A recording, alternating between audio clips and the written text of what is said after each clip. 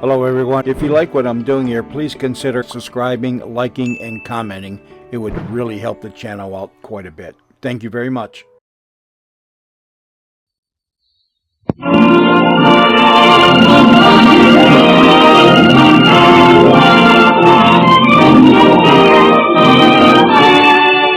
The National Broadcasting Company presents, transcribed, The Magnificent Montague, starring Monty Woolley.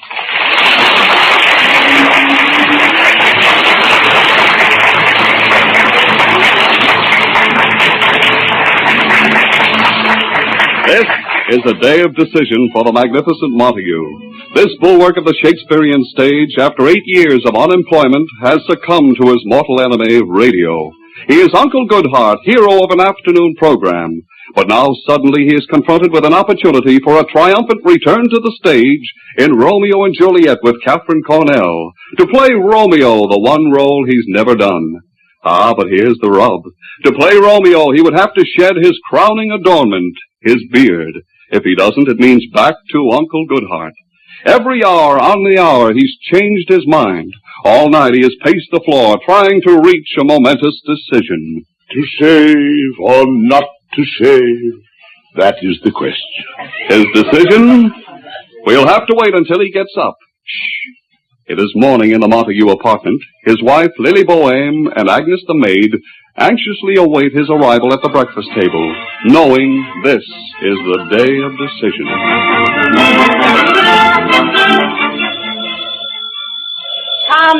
Coming. Take it easy, Mr. Amici. The residence of Edwin Montague and Miss Lily Boheme. Oh, hello, Max. No, the beard ain't off yet. Thanks. When he went to bed last night, it was still on. Is that Max? Yeah, here. Max? Lily. No, it's still on. Oh, first rehearsal tonight, he knows. Max, you've produced enough plays with Edwin to know this isn't a once-over likely proposition. I know he told you he'd take it off, and he's probably shaving it off right now. Yes, I'll let you know. Agnes, do you think he did? Shh, I'm at his door. I'm trying to listen. You hear any scraping? Not even a snip. Maybe he's pulling them out hair by hair. Agnes, I'm shaking like a leaf. Keep your shirt on, honey. But, Agnes, do you realize that in a few moments that door will open? And after all these years, we may see Montague without his beard? I need a drink. Wait, I hear him. Agnes, did that sound like you still had the beard? I don't think so. I didn't hear that familiar rustle. Oh, Agnes, the suspense is killing me. Take it easy. Shaking like a leaf. Hang on, baby. I hear him coming. I can't look. It's 0 hour. This is it. Good morning. Open your eyes, honey. It's still on. I haven't made a study of it, but there must be a more soothing way of greeting a man in the morning. I'm sorry, Edwin. The shock. The shock? All I did was open my door. What is this, inner sanctum? Edwin, it's still on. Yeah, your chin is still only a rumor. Lovely Agnes. I will always treasure that sweet expression on your face, like you'd just been fouled by Rocky Graziano. Edwin, you promised Max Garland you'd shave it off. It is a beard. Stop referring to it as something scribbled on a wall. You're sweet. Down, Agnes, down, before I throw a stick out the window and ask you to retrieve it. Edwin, your first rehearsal is tonight. You'll have to take it off. It is staying on. It is not coming off. Edwin, I thought it was settled. You can't play Romeo with a beard. No? Lily, I spent half the night poring over every reference to Romeo and Juliet, and at no point does Shakespeare say that Romeo does not have a beard. Keep looking. You'll find Juliet wears a Van Dyke. Where does she pick up those scintillating remarks? The pool room doesn't open till noon. Edwin, stop being ridiculous. You know Catherine Cornell will not be Juliet to a bearded Romeo. Oh, she won't, eh? She will after I get through talking to her. Oh, now, Edwin, don't do anything rash. Rash? Because Catherine Cornell says off with it. Little Kit Cornell, who was a walk-on while I was starring in Macbeth. Give me that phone. Edwin. It's time we definitely settle just who says what in this production. Hello, Kit. Edwin. Yeah. Yes, I'm quite thrilled about it, too. It's going to be grand. Oh, thank you, Kit, but why won't I be great playing opposite you? Oh, yes. Oh, I've always admired you, too. Kitchy, kitchy, coo.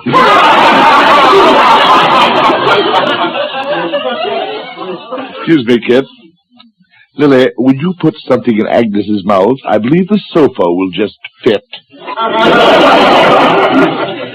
Kit. Oh, yes, Edwin again. Kit, dear. Max mentioned something you said about not wanting Romeo to have a beard. Huh? Uh-huh. Uh-huh. Oh, yes, of course, I understand.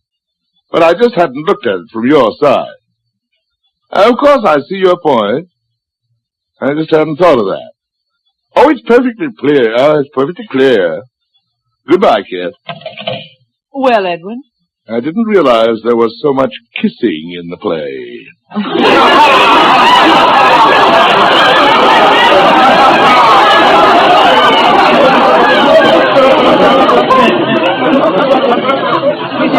You'd better run right down to the barber. Yeah, thank you, Lily. Don't worry, it'll come out all right. I hope so. Good luck, Mr. Montague. Thank you, Agnes. Goodbye, Edwin. Goodbye, Lily. I know, honey. It's the end of an era. Edwin! Lily, I can't do it. I can't do it. He went chicken. Lily, I won't do it. Don't look at me that way. This means no Romeo and Juliet. I don't care. Oh, that's just fine. After I convinced Max you'd play the part. Lily, anything but that. Ask me to cut my throat from ear to ear. No, Edwin. Do you mind if I ask him to? All right, Edwin. Have it your way. You just say Uncle Goodheart on your little radio program. It's not a little program. I have 10 million listeners. Edwin, you disgust me. Me too. Quiet! At least for Uncle Goodheart, they don't ask me to disfigure myself. I'll get the door. I'll call Max and tell him to look for another Romeo. It's a Mr. Zinzer, your radio director. Zinzer, come in. Hello, Mr. Montague. I just thought I'd drop off the script for tomorrow's Uncle Goodheart program. Here it is. Well, I'll be going. Don't rush off, Zinzer. Well, Sit down for a while. Zinzer, today I need a friend. But, Mr. Montague, I thought... Oh, now, Zinzer, I know we had words at rehearsal yesterday. You struck me. Think nothing of it. Zinzer, I must get closer to you people in radio. You're all I have left. Gee, Mr. Montague. Well, Zinzer, how does the script look? Oh, it's a peacherino. Good, eh? Tell me about it. Well, in yesterday's episode, where you fixed that little canary's wing, it went so well that we're following it with a dog. Yes? Yeah. This Airedale An Airedale? Yeah. Go on. This Airedale comes limping up to your little cottage on the sunny side of the lane with a sliver in his paw. Yes. You take the sliver out, and in gratitude, this old Airedale starts licking your feet and your face. Yes. No sound effects for this scene, Mr. Montague. We're pulling no punches. We're having an actual Airedale work with you.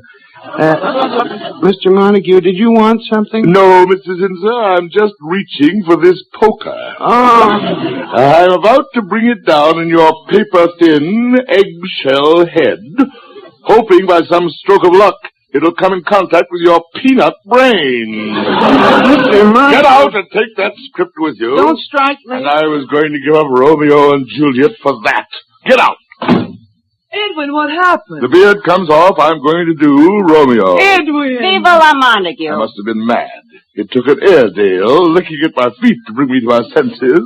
Off with the beard. Oh, Edwin, you'll never regret it. I'll be Uncle Goodheart in the afternoon, but at night I shall cleanse my soul as Romeo. Here's your coat, Edwin. Hurry to the barber. I'll go to Angelo, my barber at the Proscenium Club. He shall have the honor. It'll make you look 20 years younger. It will? Lily, the most wonderful thing just struck me. What? Lily, for the first time in 30 years, I'll be able to walk on the street at Christmas without those little brats pulling at my coat yelling, Santa, bring me a sled.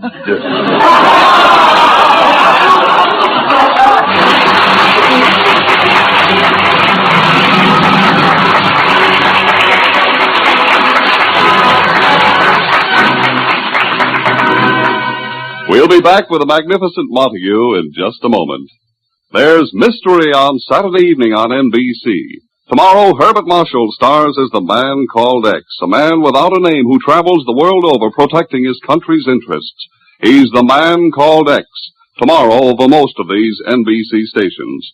For top Sunday listening, it's another broadcast of The Big Show. Tallulah will be your hostess again, presiding over an hour and a half of the very best in comedy, music, and drama, with a collection of the greatest stars of stage, screen, and radio.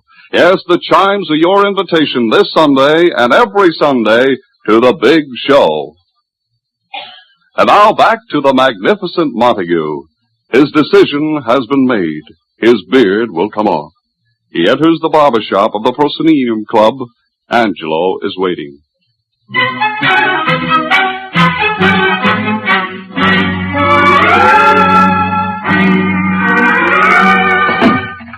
Ah, Mr. Montague. Hello, Angelo. I'm all ready for you. Sit right down here. Thank you, Angelo. The usual trim, Mr. Montague? Angelo, take it all off. You're so funny today. You make jokes.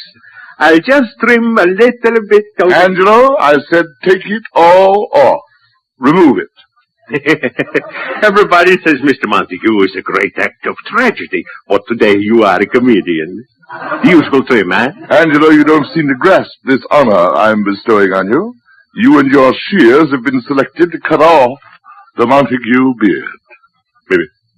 Mr. Montague, did the beard to come off? You are serious? I assure you that I am not doing it for a laugh. Off with it. Hurry up. No. I won't do it. Angelo, stop this nonsense and do as you're told. Mr. Montague, don't ask me. Please. Take it off. Mr. Montague, when I took my father's place here when he retired, he said to me, my father said, Angelo, when a sculptor retires, he leaves standing beautiful statues.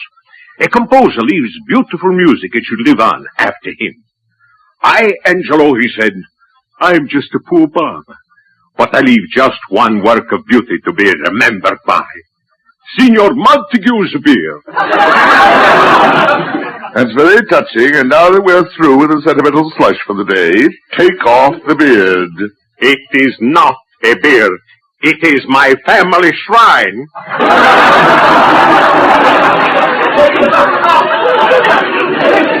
Angelo, your scissors. No, Mr. Montague. I grew up with your beard. I trimmed it. I cared for it like it was my own little garden. Angelo, enough of your yap-yapping. Start snip-snipping. Mr. Montague, don't ask me to. I remember I used to sit way up in the balcony and watch you make those wonderful speeches. Julius Caesar, Hamlet. And as the beard bobbed up and down, I felt I was on that stage. And when the curtain came down, I, Angelo Cherupi, also took a bow. Yeah, it is most fortunate for you that I never caught you at it. Now, Angelo, it's a little early in the day for melodrama. I'm telling you to cut off my beard. No, it is not your beard. It does not belong to you. It doesn't? No, it belongs to my father. It belongs to the people.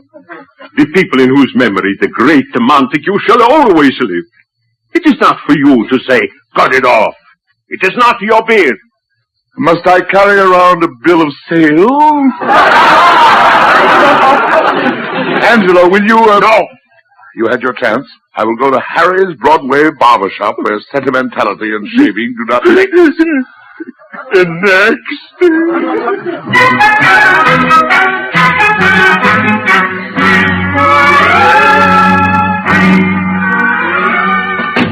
Hello, Harry. Hello, Mr. Montague. Sit right down. You're next. Thanks, Harry. The usual trim, huh? Not this time, Harry. I want the whole thing shaved off.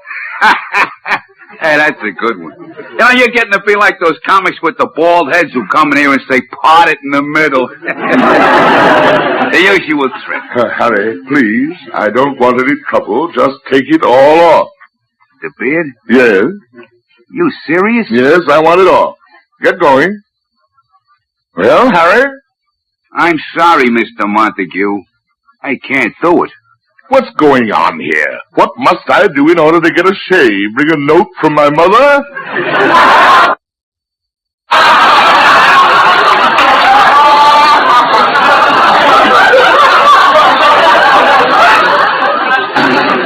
Mr. Montague, believe me, if I could see my way to do it. Harry, what can my beard mean to you? You've never seen me in Shakespeare. It means nothing to you. Cut it off. Sorry. Mr. Montague, if I cut your beard off, I'm out of business in 2 weeks. Out of business? Look at it from my side. My biggest customers are guys with beards. Jose Ferrer, the actor. Rex Stout, the writer. Al Hirschfeld, the artist. Why do they come to me for trims? They trust me. So how... Listen. So I cut off your beard. Right away, it's all over Broadway. Harry the barber cut off Montague's beard. So the next time I see my customers with affidavits on bended knee, can I convince them it wasn't an accident? I will make a public statement notarized that I asked you to do it. It ain't enough. Will my customers with the beards ever come in again and say, just the trim, Harry, and then lay back and close their eyes and go to sleep? No. They'll keep one eye open. They don't trust me no more. In their minds, it'll always be, he did it to Montague, he'll do it to me.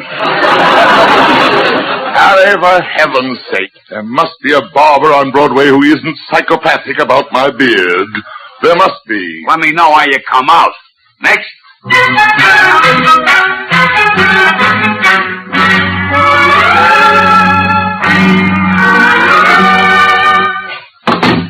Hello, Walter. What do you want? Come now, Walter. It's been a long time since I've been in your barber shop. About 10 years. 11 years, next month. Well, Walter, I'm in a hurry. Just take the beard off. Oh, no, you don't. Now, look, Walter. So you want me to take the whole beard off, eh? Walter. 11 years ago you were in here. See, I still got the scar on my forehead. That was just for trimming off a little too much. Oh, Walter, let bygones be bygones. Not me. I'm not the kind of individual who likes to live dangerously. Not a chance. Next. I remember when barbers used to drool when I went by. I'll find a barber who doesn't know me if I have to comb the city.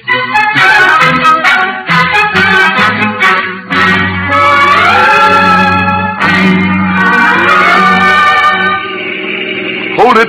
Stop here, driver. There's a barber shop. Look, Mr. Montague, this is a pretty crummy neighborhood. Good. Wait for me, driver.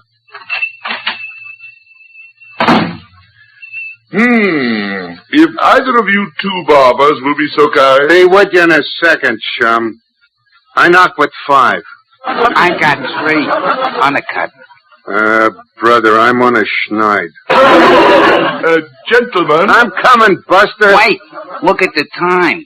Oh, be with you in a second, bud. Turn it on. The results of the 6th race at Pimlico, off at 4:06. The winner, Little Caprice, 8.60 to win, 6 even to place, 2.40 to show. I wished I was dead. Gentlemen, now that your cultural period is over, will you take care of me? Okay, mister, have a chair. Thank you. What'll it be? Do you mind if I ask you a few questions first? Questions? We're just making sure. First, do you know anything about William Shakespeare? Don't hang around here. Fine. And now, have you ever seen me before? You? Yes. Yeah. Does the name Edwin Montague mean anything to you? Yeah. Good, good. And when I leave, I'll be just another face to you. You'll never remember me. No, I guess not. Splendid. Tell me, have you cut off beards before? Beards? Sure, hundreds of them. Excellent. In other words, you'll cut off my beard and not ask any questions. You'll just forget about it. Yeah, I guess so. My good man. Cut off my beard. Sure. Excuse me, I gotta ask my partner something. Hurry up, I have a cab waiting. Mike, What's up, Louie? I don't like this. I don't like the whole thing. What? This guy walks in, starts with the questions. He don't want me to know him. I should cut off his beard. He don't want me to remember him. He got a cab waiting outside. You think he's hot? Like a pastrami. Don't touch that beard. You telling me a guy on the lam wants to change his looks? Not me. Look what they give that plastic surgeon who changed Dillinger's face. I told you I was in a hurry. What'll I do? Keep talking to him. I'll go in the back and phone for the cops. Okay, coming, mister. I shave it off. Yeah, sure. Off it goes. Gotta strap my razor. Nice day if it don't rain. Oh, no. Oh, no. A tonsorial Milton Berle.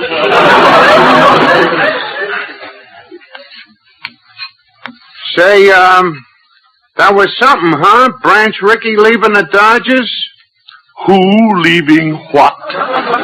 Yeah. Look, hurry it up. Sure. Hey, you know who once come in here for a shave? Who? Strangler Lewis. No. Yeah, honest. Strangler Lewis. I was as close to him as I am to you. What a golden opportunity he missed.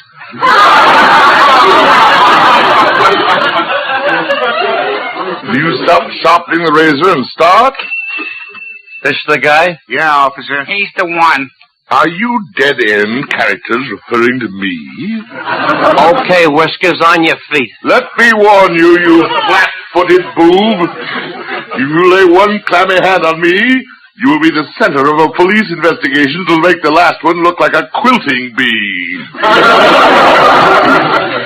Look, mister, I'm just trying to do my duty. Is there so little crime in this city that your duty is now restricted to peeping under hot towels in barber shops?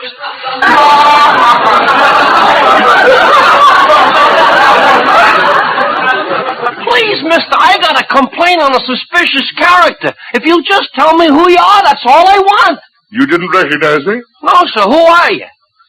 Dave the Dip, wanted in Frisco for the Flugelman snatch. If you just give me a right name, that's all. I'm Edwin Montague, alias the Magnificent Montague. Wait a minute. Your voice, I recognize it. You're Uncle Goodheart. Gosh, wait till I tell the missus. Uncle Goodheart. Now may I go about the business of being shaved? But, officer, shut up. If I hear any more complaints that you guys have been operating a horseroom and back, I'll throw the book at you. Bye, Uncle. And now, gentlemen, shall we commence with the disposal of my beard? Look, mister, just go away. Now, look here. We're closed for alterations. Alterations? Hurry up, Mike. We gotta get the horse board and the phones out of the back room. Louie, we come back too soon. I told you the heat was still on. Where are you going? Come back here. Shave yourself. Shave myself. It's the only way. Where's the drugstore?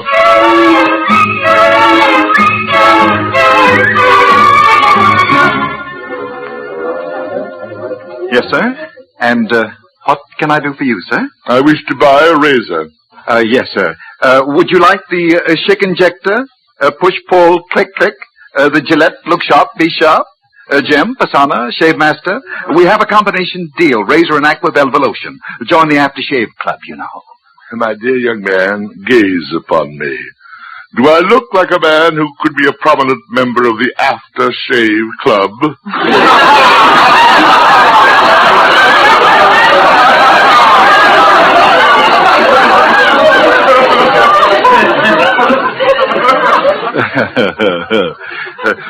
Sir, you look like a modern man. How about... Now listen, you. I just want a razor. No push-click. I don't want it to look sharp. Just shave. Yes, sir. I'll get one. Every American man has to go through what I'm going through just to get shaved. I predict a triumphant return of the beard.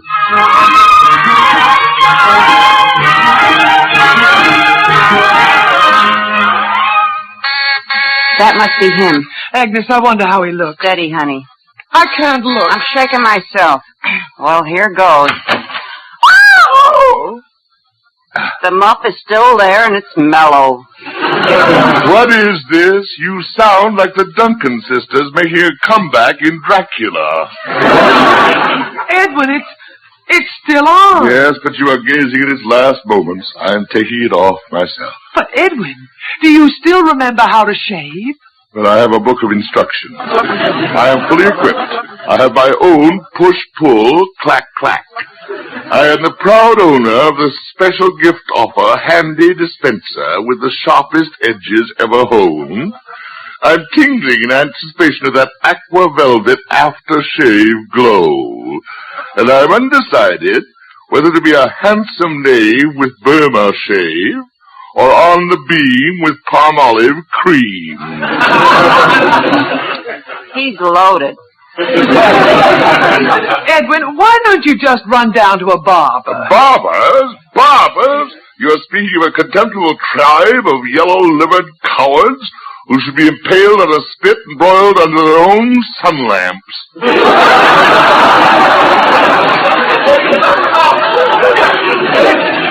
Edwin, you've had no experience with razors. Nonsense. This operation should be performed by my own two hands.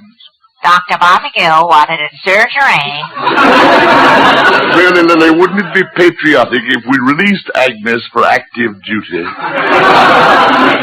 Edwin, your Romeo and Juliet rehearsal. You'd better take it off. Well, it's off to the washbowl. And when I come through this door again, it'll be without my beard. Lily, you will behold a new, young, dashing Montague. Agnes, Montague without his beard. What'll he look like? Can you visualize it? I don't know. All I can see is the end of a plucked chicken. Oh, Agnes, this is torture. Oh, last night I couldn't sleep because of this one horrible thought. What is it, honey? Agnes, do you think Edwin has a chin? He must have something to rest that nasty tongue of his on. Agnes, please, it's off by now. Oh, the telephone. Who could that be? Probably the first bid from a mattress company. Hello? Max? Yes, Max. It's off. What? What? Romeo and Juliet's been called off. I don't know about you, but I'm grabbing the first freight out of town.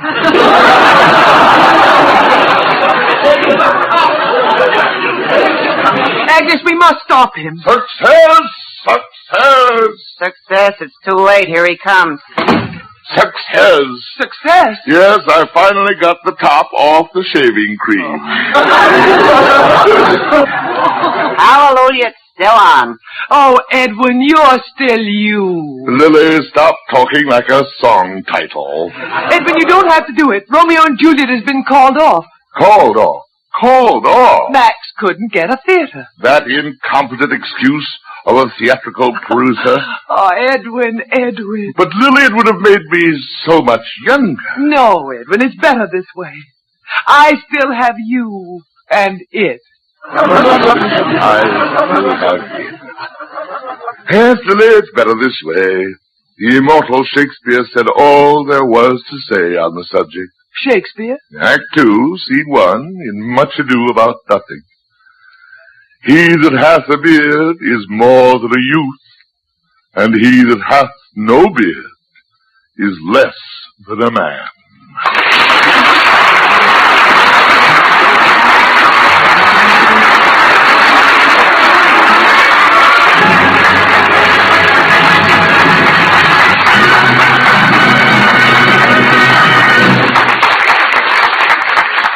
Join us again next Friday, same time, same station, for another transcribed adventure in the life of the magnificent Montague, starring Monty Woolley. Created and directed by Nat Hiken, and written by Nat Hiken and Billy Friedberg.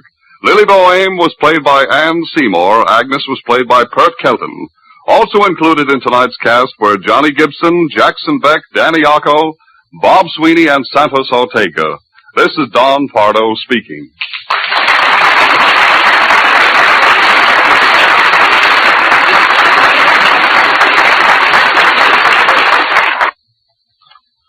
Now join the fun at Duffy's Tavern on NBC.